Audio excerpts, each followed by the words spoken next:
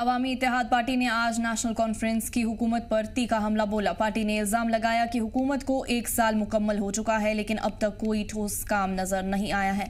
एक press conference में AIP के तर्जुमान इनामुल हक ने कहा कि उमर अब्दुल्ला ने इलेक्शन के वक्त स्टेटहुड का दर्जा बहाल करने और आर्टिकल 370 की वापसी जैसे बड़े वादे किए थे, लेकिन हुकूमत में आने के बाद इन मसाइल पर कोई कदम नहीं उठाया गया।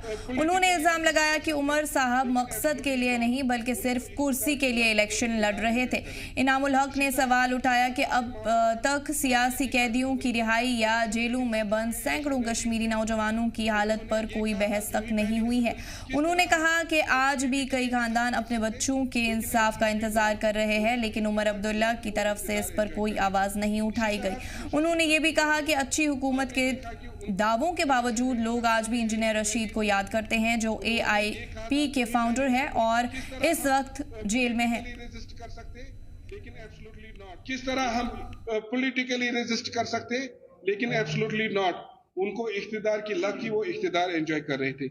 इसी तरह 370 के मामले पर आपने देखा कि उन इलेक्शन मैनिफेस्टो में, इलेक्शन रैलीज में उन्होंने ये कहा था जो ही पहली असेंबली आएगी हम रेजोल्यूशन पास करेंगे। रेजोल्यूशन का कहीं नाम और निशान नहीं।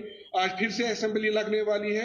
लोगों के लिए उनके पास 5 दिन है, खाली 4 या 5 दिन का बिजनेस है, वो गवर्नमेंट बिजनेस है। वो बाकी ऑबिचरी है, 2 दिन 3 दिन ऑफ है, 1 दिन इलेक्शन है। लेकिन इसमें भी उनको वक्त नहीं है कि लोगों के मामला डिस्कस करते। करेंगे क्या जब उनके पास कहने को कुछ है ही नहीं, चाहे वो सियासी तौर पर उनके वादे हो या फिर गवर्नेंस पर उनकी बात हो। उन्होंने कंप्लीट सरेंडर किया है।